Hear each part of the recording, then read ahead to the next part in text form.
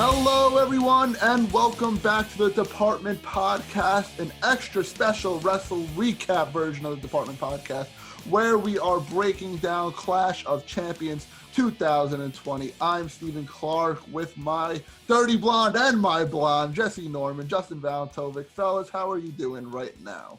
Good. You know, Clash of Champions as a whole was a pretty good show, moved a lot of good storylines along.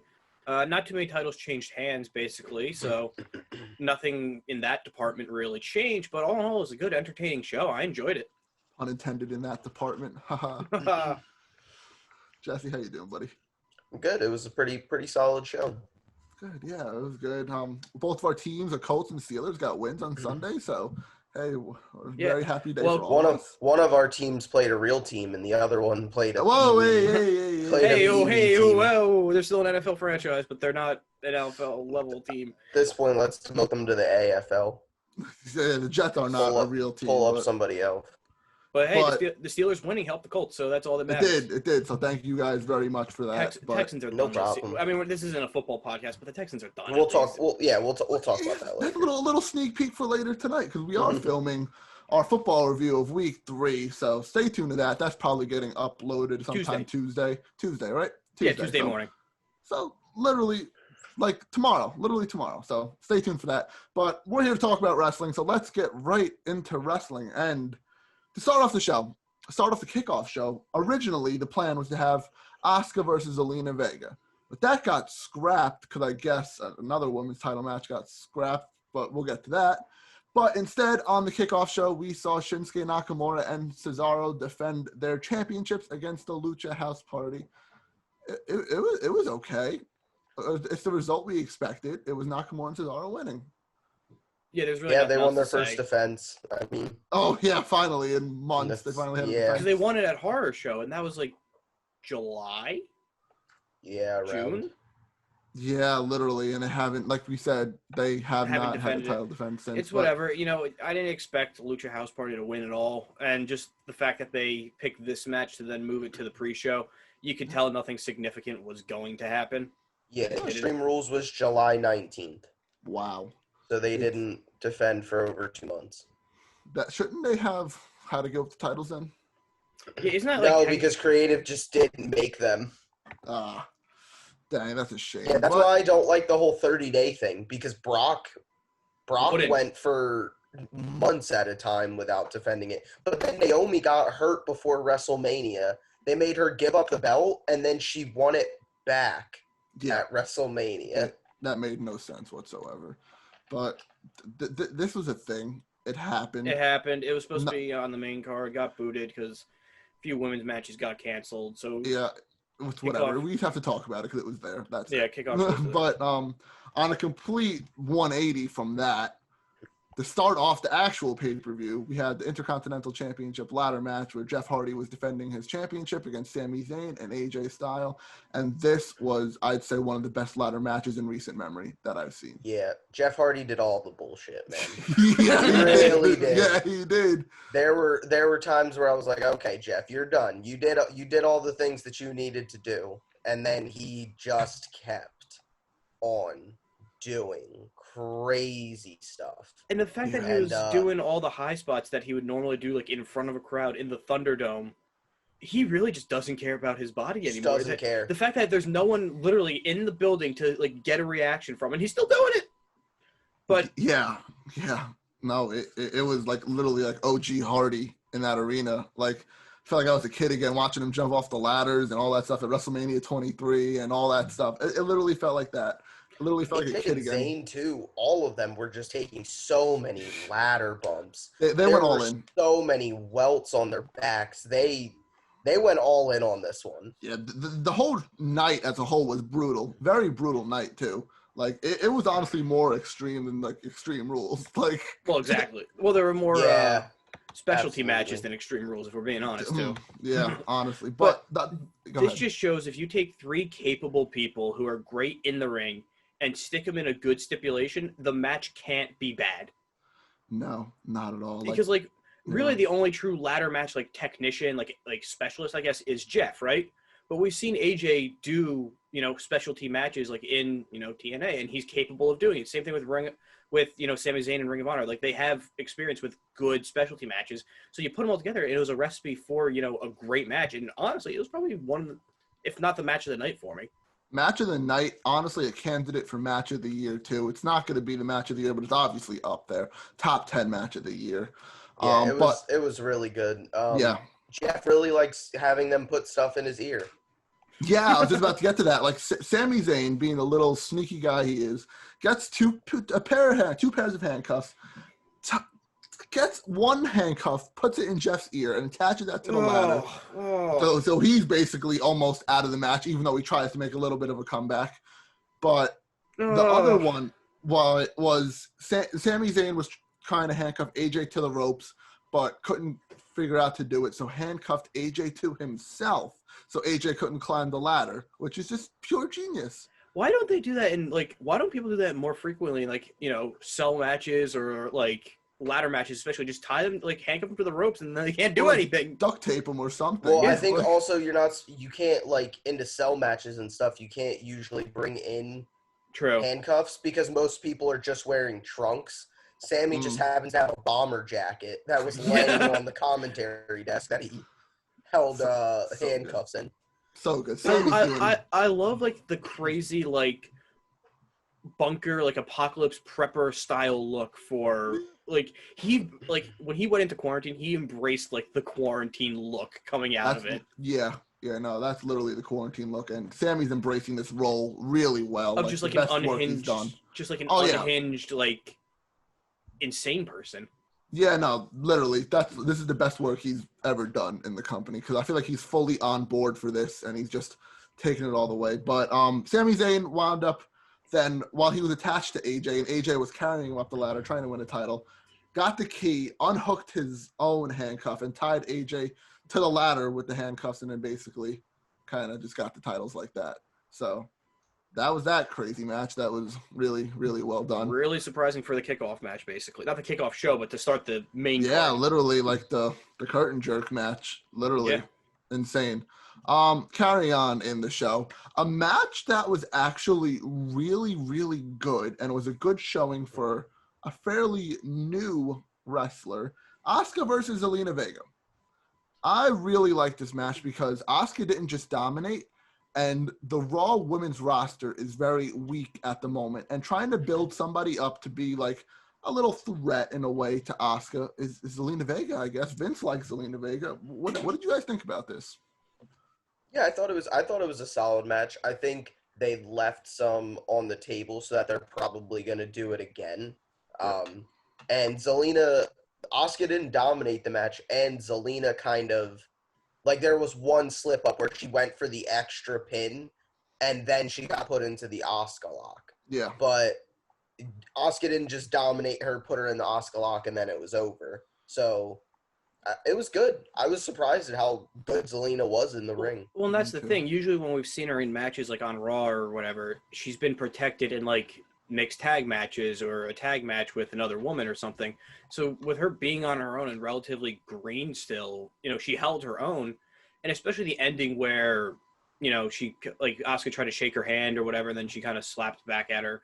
They're obviously setting up for next match where Asuka will probably just go complete in and just obliterate her potentially. Yeah, no, it's definitely wide open to run another match or two, like you guys said. But again, great showing for Zelina Vega. They need women. They literally need women in that division. So anything you can get out of anybody on the roster. I wish this was Mickie James in his position, but she gets disrespected like crazy. But it was Zelina Vega, and it was really good. A lot better than we all expected. The matches we saw on the pay-per-view from Raw does not reflect how Raw the show itself. Yeah, the matches were really good, and Raw, as we'll see tonight, probably won't be good. All right. All the feuds are just going to still keep going. Yeah. They never end on Raw. Another thing before we carry on in the show, I guess I got to mention it really quickly. No retribution. Yeah. No nothing. retribution. I called this. I said they weren't going to do it. Nothing. Literally not a video package for them. Not A backstage segment. Nothing. A flicker of the lights. Anything. They don't have any championships. Tonight's all about the championships. Oh, you're right. Not yet, at least, until Flapjack becomes the world champ.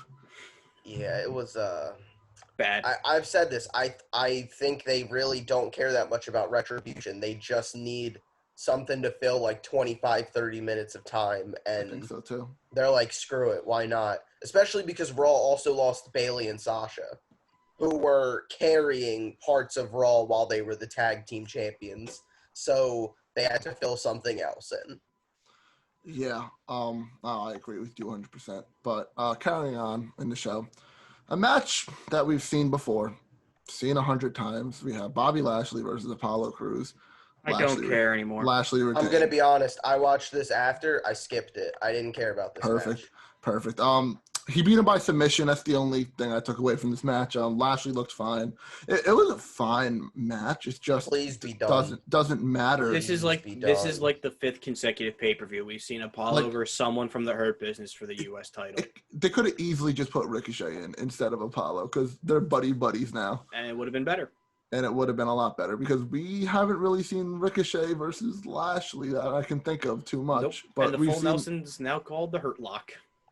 Yeah. Oh, is it? I had it on mute. I didn't catch that. Yeah, no, they called it the Hurt Lock. So they renamed Hurt Lock. Kind of like how it was the Master Lock and the Hurt. Like, it doesn't really. Hurt Lock. Yeah. I don't know if I like that. Like the Master Lock at least makes it sound a little bit cooler. Because his last name is Chris Masters. Yeah, and like a Master Lock is kind of like, the hardest thing to break into type of thing. But the Hurt Lock, like. The Hurt Lock. I guess you call it the Hurt Lock or you're kind of running into copyright territory there with that. Yeah. Oh, I don't know if I like that. I'll have to get used to it before that. But hopefully it's just a one-off and they never call it again. But I think they are. They nice. Called it something, but it's there to stay. But I still love the Hurt Business, so good for them keeping their championship. I have no other words on this. You guys? No. Another match I have no words for. Probably the weakest match of the night because of the result. The Street Profits defending their Raw Tag Team titles against Andrade and Angel Garza, and the handsome Spanish men could not get the job done again. This was a botch, right? Yes, I think so, because like the match kind of just ended after when it shouldn't have, and he definitely kicked out. And you could see the Street Profits were angry. Yeah. Or at least Dawkins was angry. Yeah, it looked like Garza got hurt. I think Garza really got hurt at the end, too. I think that's why they probably had to end it a little earlier, too. Because they showed, like, at the end, Garza was talking to some of the doctors and all that stuff. Like, they quickly showed that. But it was Andrade who was pinned, though, right? No, yes, it was Garza. Yes, I believe it was Andrade, but Andrade got his shoulder up definitively. Like, that was unquestioned. Like, the ref hit 2. At, like, 2.5, Andrade's shoulder was up. He hit the 3. Phillips said he kicked out. Yeah, it looks like Andrade kicked out. Meanwhile, this was happening. Garza was on the outside getting 10-2 by doctors and trainers and all that stuff. So, the ref also did have a bad angle because he couldn't see Andrade's left shoulder, the one that got up. I think someone in the ref's ear said call the match or something just because of what happened to Angel Garza. Probably. But I wonder if that injury or whatever happened, at the end of this screwed up, like, say, Andrade and Garza turning on each other if they naturally lost, I thought Andrade and Garza were going to win. I thought they were going to win, too. Just with the flow of the match. Yeah. They've been running this feud since WrestleMania. Literally since WrestleMania. There's been, besides the whole best of series with the Vikings, there hasn't been any other tag team feuds on Raw. It'll be interesting to see how they play it off now on Raw, if they address it or something. If Garza's not hurt too bad, they're gonna blame the ref or say like the ref made a mistake and run it back. Maybe they'll do a tag team Hell in a Cell. I mean, they fought like 6 times. Might as well put them in a cell. Might as well make it a 7th, honestly, at this point. But can't say much about that if an injury happened and all that nonsense. But speaking of nonsense, Bayley comes out and basically offers an open challenge because apparently there was on kayfabe. Now we're getting rid of the kayfabe for a second. There was a coronavirus outbreak in NXT. And Nikki Cross lives with her husband, Killian Dane, so for safety precautions, she basically had to stay home. But Bayley was asking to be the winner by forfeit. But then Asuka came to the ring, and title match would take place during that. But it wouldn't, it wouldn't happen. Basically, the match, it would stop intermediately because Sasha Banks would come back and return and attack Bayley, because we know what Bayley did with all that stuff with Sasha Banks, and we're getting the feud. We're finally getting the feud. So guys happy about this? I think the result was going to be what it was anyway, regardless if it was Asuka or Nikki Cross. But I feel like they had Bayley get DQ to protect Asuka. But if it was Nikki Cross, Bayley was obviously going to win. Sasha was obviously going to come out, attack her, and move that story along. But the idea of Asuka coming out and potentially being a double champion was, something like it was a good emergency situation just to fill it in. Yep. So good on that for making like an open challenge. I love how Bayley, he's like, all right, open door challenge. And then it's like, all right, never mind, close it now. So that was good. They made the best out of a crappy situation, but the end result of Sasha coming out was going to happen regardless.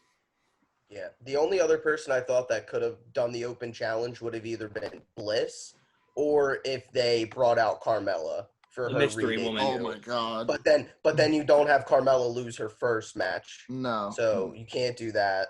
And then, I think the Asuka one was fine because she was already feuding with Bayley and Sasha literally just before. So it makes sense that when Sasha comes out and Bayley does beat her up a little bit at first, Asuka doesn't help her because she's like, whatever, I don't like either of you guys. Yeah, I agree this was fine too. But what's not fine is that they completely scrapped a match without saying a single word about it. Not a word about it. Not a word. And that's Nia Jax and Shayna Baszler defending their women's tag team titles against Liv to Riot, Riot to Liv, the Riot Squad, Liv Morgan and Ruby Riot. It just shows how much they don't care about the women's tag. It's just even acknowledge, like, hey, can't do it they just can't make it to the arena. Just something at all. Like I've said this before. Vince never wanted the women's tag team titles. The only time he ever cares about them somewhat is when they're on Bayley and Sasha, and they're not on Bayley and Sasha right now. So he doesn't care. So there is absolutely no thought that goes into it. Maybe if it was a SmackDown team, there would be a little bit of hope. Yeah. But because it's a Raw team, nah, ship it in. It's like ridiculous. at minimum, they should just put something on like Twitter, just a tweet saying this match is canceled due to this. You don't have to acknowledge it on TV, but just put it on Twitter so at least you know why. That's just WWE doesn't want to acknowledge Corona. Oh no, they don't. That's why, that's why they have wrestlers just disappear for 2-3 weeks and come back. Nothing said about it, and then they just come back. Yep, but that's horrible in a way because it's not fair to them. It's not fair at all. It's not fair to like Liv Morgan and Ruby Riot, who were probably there ready to compete that day. And if we're being honest, they could have won maybe. Yeah, for sure. Because maybe they wanted maybe this could have been the chance to break up Nia and Baszler and have them go off and do their own thing. And now we'll never know. Darn. But that sucks. That sucks for the women's tag because they just don't care, like you guys said. They don't care about the women's tag team division. And why should we care if they care? Like, they're setting a bad impression on us. But to the title matches of the night, the main title matches, the world title matches, we have the WWE Championship match. Drew McIntyre defended his title and retained against Randy Orton in an ambulance match. What did you guys think about all the guys coming back to help Drew against Orton? So basically, it was the Legends of Orton's past type of scenario that was going on where for the longest time, I legitimately had a feeling that Orton was actually going to win. When Big Show came out, I'm like, okay, fine, whatever. He still has a shot because it was kind of not big of an impact. But then Christian came out and, beat him up backstage. And then when Michaels kicked him off the ambulance, that's when I knew there was no shot he was winning the belt at that point because then, it's all in Drew's hands. But also this match as a whole was a lot more brutal. Like when Drew took the bump on the windshield, his back the windshield was really cut up. It was really cut up. Yeah, there was blood on the floor. Like his blood was on like the cement, whatever that it was. I liked the Legends coming back. It made sense. I feel like after Michaels, I thought Orton was going to get, like, one more little run, and then, like, Ric Flair was going to low blow him. But I don't know. Flair might not be able to, like, move his arms anymore for the most part. Flair drove the ambulance out. That's why they have him jump in the ambulance and roll it out. Exactly. Yeah. But no Edge. No Edge. Yeah. I expected maybe Edge. Yeah, I thought Edge, that's what it was. Still out. Yeah. If Edge timetable was a little bit earlier, I thought that would have been the perfect time to have him come back then. But they didn't. But I liked the match. I thought it was a pretty good match. I love the exclamation. It does make it look like McIntyre kind of needed the legends, because Orton was beating him up continuously until a legend came out. Yeah. Big Show chokeslammed him. Drew got on offense. Then Orton started to beat him up. Then Christian came and helped him. And then, my one other critique, they did not get a good shot of Michaels super kicking Orton. No. And, like, anytime Michaels comes back is a huge deal. Mm-hmm. Like, people love Shawn Michaels, and they love the sweet chin music that he does. And they got no good shots of it. Yeah, that was to be my next question. If it made McIntyre look weak against Orton, or is this just a way to prolong the feud a little bit longer? It's almost a way to... now it sets it up to where they can put them in the cell to have no one interfere. Exactly. That's where they're going with this, and that's going to be the end one way or another, I think. So, yeah, I think it has to be at this point, because it's good feud, but it's been going on for a while too. Well, and the cherry on top, the bow on the match, was when Orton was kind of dangling outside the ambulance and Drew hit him with a punt. I really thought Edge was going to, like, spear McIntyre or something. That would have been the perfect setup for that. Like, it would have been just, like, Edge just coming back, just wanting the title. But I definitely think now with the Legends that it's signaling the end game for this feud at being in Hell in a Cell. And that'll be that. Yeah. And then then I think at that point, whoever has the belt out of a cell is going to carry it to Mania. Ooh, bold prediction there. I think that's how it's going to work at that point. Yeah, no, it's a good chance because nothing else is going on. No Keith Lee coming out in this match. Like I said, I expected Keith Lee to come out. Yeah, you were a little bold on that one. I was getting bold, but nothing there. No retribution, whatever.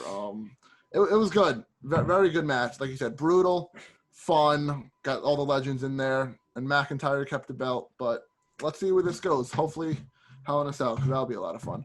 But now, lastly, in our main event, Roman Reigns defended and retained his Universal title against Jay Uso, and this was a storytelling masterpiece from start to finish. Justin, looks like you want to say something. What do you want to say on this? And not even just the storytelling aspect of it. They made the match a lot more balanced than I thought it was going to be. It was about like a 20-minute match, and Jay Uso had offense for probably about half of it, I'd say. He was in it.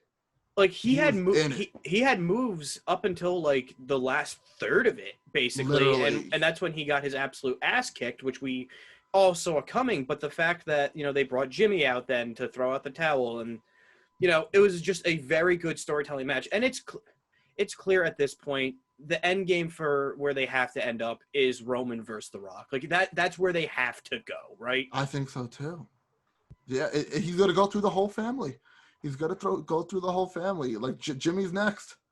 Jimmy's next. Is Jimmy cleared? It doesn't matter. Roman's going to beat him next. Like, he probably said both come out on SmackDown. And Roman's they're going to bring Rikishi back. And I guess big Quiche, he's going to be on SmackDown one of these days. Like, he will be there. He will be there. And then who else is left in the family? Just Rikishi? Well, Umaga's dead. Umaga, yeah. Umaga's dead. Yoko's dead. His uncle and father are alive. Maybe he beats up his father, his old father. No, but this clear that it had Roman is drunk with power and has a god complexion on him, and it makes sense that only The Rock can either come back and either sit him down type of thing, or he just obliterates The Rock and he just keeps going. I think you have to have him beat The Rock. Yeah, he beats The Rock. Oh, that would be like cementing Roman as like the best Samoan wrestler of all time. Basically. But also the heel factor, he'd be a heel for the rest of his life. At that point, if you beat The Rock, which is fine. No, yeah, I agree. He's doing great with it. But this is definitely where they have to go moving forward, is The Rock. Yeah, no. The Rock is the only one that can technically challenge him for the tribal chief. Yeah, and speaking of that tribal chief thing, you saw Jay Uso come down with like the flowers around his neck and all that stuff. Yeah. The lei. And then at the end of the match, Roman put it on, like sign of disrespect, like knowing that made Paul Heyman go get it and so put it good. on him. It shows that like when Paul Heyman was calling him like you're my tribal chief, he's like I'm not yours. He's like I'm everybody. Like it's showing that like he also was like I don't care about you. Well, that's the thing. It's I like want to hear it from him. It's like Paul is on the gravy train for Roman, not the other way around. Yeah. Like it was like Paul's idea to like be on Roman's side kind of and just like stick with him and be like, and Roman's just like, hey, I'm just here to win championships, collect my check and leave. Like, but Roman is literally the hottest thing in professional wrestling right now. Is that because he didn't wrestle with a shirt this time? Hey, he's a handsome looking man too. That too. He's a good looking dude. His physique is. Well, and I think the main point of him without a shirt was to show the Samoan tribal tattoos on both of them to just kind of hammer home the family aspect of it. I think Roman is going to be shirtless from now on. He should. I don't think he's going to wrestle. He's not going to wrestle with the shirt, and he's especially not doing the best thing anymore. No, don't be surprised if the female viewership goes up now too, because that's a good looking man. He's cut as anything. Like Graves called Jay Jimmy like 4 times. And I'm like, I get it if they're both in the match. But it's single. But it's Jimmy Ben Jay. There. Yeah. It was just Jay at that. And he kept calling him Uso. And I'm like, just call him Uso then. If you're going to like mess up and keep calling him Jimmy. And he only called himself once. The first time he was like, oh, I apologize. That's my bad. Like. And the other one's just like, and then like 3 more times he did it. Did you guys catch it too, where the second Roman came out without a shirt, instantly, like Graves and Cole or whoever were on the match, instantly just sucking off his physique then? He's ripped and look at that body. It's like, oh god, that's Vince in there. That's Vince. That's Vince. I love it though. That's funny. But the funny thing is with Corey Graves calling Jey Uso Jimmy is that was part of Jey Uso's promo. Yeah, and that's what Graves said the first time. He's like, oh, that's something that makes Jay mad. That's what he's talking about. And I'm like, yeah, okay, maybe they planted that. Maybe that's, maybe that was the point. Bring that up more. But then he kept doing it and then never acknowledged it again. Yeah, and I was like, nope. No, you messed up. Like, no. But the disrespect that Jay gets is insane because he is an elite performer. He's better than Jimmy. Yeah, I guess. Maybe, I mean, they in tandem they're perfect, like together. Yeah, but Jay proved he can go out there on his own and put on almost a show-stealing match. Like the storytelling involved, like both of their abilities in the ring of Roman and Jay were just really, really good. And Jay honestly just proved to me that he can do this on his own if he really wanted to. Obviously, I don't want that. So now, is this going to be like over on Raw? Because we're having 2 family feuds now on both shows. So I guess someone in the writing department is going through some stuff with their family. But like now, are we gonna get like each week you add like a member of Roman's family like coming out? Like is Tamina eventually gonna come out, and then and then Rikishi? But like is that how it's gonna work? Like is that how we're gonna go? I guess maybe. I guess. I don't know. There's also the aspect of the draft that's about to. Could throw some wrenches in there. Yeah. I wouldn't be surprised if the Usos get moved to Raw. That would just kill this feud entirely then. It would, but I wouldn't be surprised. I do think they want to move Roman maybe off of this kind of soon. Mm-hmm. And maybe he'll come back down the road like when The Rock, if he comes back. Yeah, because they're still planting the Fiend. And the Hell in a Cell promo had the Fiend laughing. Yeah, so the Fiend is going to be at Hell in a Cell. No, we know what happened last time. We know what happened last time. And he'll be with Roman. Anyone but you, Roman. But no, the draft is October 9th. It starts on SmackDown, and it will carry over until the following Monday, which is October 12th. It's weird that they're doing it that way, but I guess because they're closer in proximity. They're closer, plus SmackDown's on Fox, so they want to get more eyes on that, probably. The way they did it last year, bigger show right now. Yeah, that's the way they did it last year too. I'm just surprised they announced it that late, and it's like that 2 weeks soon. away. They usually announce drafts like a month or like in a advance. month and a half ahead of time. But I'm glad they're changing it up too with the drafts because you need to mix some stuff up. You really do. And I'm glad they're making it like a yearly thing, it seems like, because this is around the same time they had it last year. So it's nice. Yeah. It's very, if they very didn't nice. have TakeOver going on, I honestly would eventually like to see a draft pay-per-view. Especially since they're in the Thunderdome and already are there, they could still obviously Just switch out use it. graphics. I don't think they would, but I think a draft pay-per-view would be cool instead of just doing a SmackDown or Raw. Well, and that's almost how you can update Survivor Series if you want to abandon the brand versus brand champion type of matches. Have it where you have people representing the brand and bring back the old format where if they win, you get a draft pick for your show. Yeah, no, for sure. Yeah. I like that. Like literally how it used to be, the drafts, like back during the day, like it would be back in our day. Back in our day. God, that format was like 12 years ago. Yeah, I feel like forever ago now. But what they would do is have like a SmackDown guy, say, versus like an ECW guy, and whoever won the match got a draft pick for their roster. The ECW guy. They always got like the end of the stick. I felt so bad for ECW all the time. Well, they got Kurt Angle the one time. Yeah, and then he left almost immediately after. Yeah, and then a couple years later, they lost Punk. Their guy was gonna be Benoit. Oh, really? Benoit was gonna beat Oh yes. Benoit was gonna beat Punk, and then they had to put Morrison in that match. Yeah, and that's how Morrison won because I believe it was Stephanie came out and said Benoit was going to win the ECW championship. Wow, I didn't know he was gonna win, but wow. Yes. So Benoit was gonna be the face. Their guys were gonna be Angle, Benoit, and like sort of Punk in a way. And they lost 2 of those guys, and then Heyman was out pretty soon. Yeah. Wow, that's crazy. Yeah. That's old ECW. That's old ECW. And that's why Big Show ended up running it. Yeah, Big Show. Well, that does it for the pay-per-view. Final thoughts on this pay-per-view, guys? Thought it was really well. It was very good in the telling a story, advancing storyline side of the show. And the matches, what were you expected for who were in them? Like they were relatively all good. No matches were just like, oh God, please end. This is terrible. I thought it was a very good show.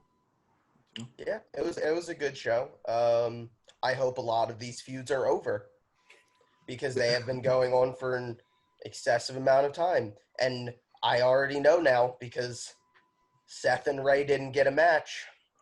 Because it was a championship that do you think they'll put Seth and Ray in the cell too? Could we just have like they have so many stories that have gone on for like 6 months. Each show that I'm like put them all in the cell. Just do TNA lockdown.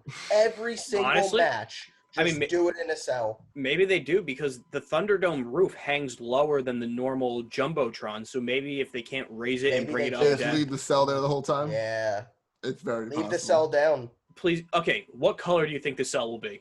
Red? Probably red. They're probably going to just reuse one that they used. It's red's fine. No, it looks tacky. It looks so tacky. It doesn't look great. I get that it's supposed to be safer, but it just looks worse than the old cell. Because it's rubber. It's rubber, right? Worse. Yeah. Yeah. Yeah. It's I don't know. It's like the Elimination Chamber looks safer, but it doesn't look worse. I get that. This cell looks like worse. Bad. Like it looks like the Mattel version of Literally, like Hell in a Cell. It does. But yeah, there could be multiple matches that are gonna be in the cell because Orton Drew, Seth Ray, Bailey Sasha, like.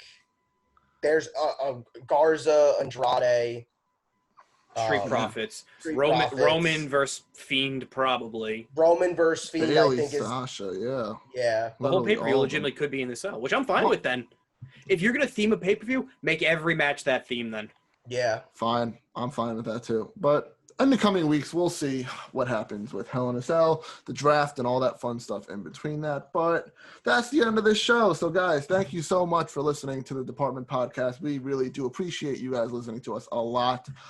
Make sure you subscribe on YouTube, Spotify, and Apple Podcast. Let us know your favorite part of the show. Give a 5-star review, all that fun stuff. We love interacting with you guys. So, just interact, we'll respond, fun stuff going on here. We have a couple more episodes planned this week. I think we're going to do football tonight, so that'll be out Tuesday, and I guess Wednesday we'll do NBA Finals? Either the finals or baseball, one of the two. We'll see how we feel. Because baseball playoff starts, because the finals don't start until later. Wednesday. Yeah, I don't know, so we'll flip a coin and see what happens. We'll figure it out. Either finals episode or baseball playoffs, so that's coming up too. And then the opposite would be on Friday, and then we have another wrestling to preview TakeOver on Saturday. My God, we have a lot of stuff planned as always, but that's what we do. We put out content here for you guys. But like I said, now follow us on our social medias, Twitter, Instagram, TikTok, @department_pod. Stay tuned, and we'll see you in the next episode.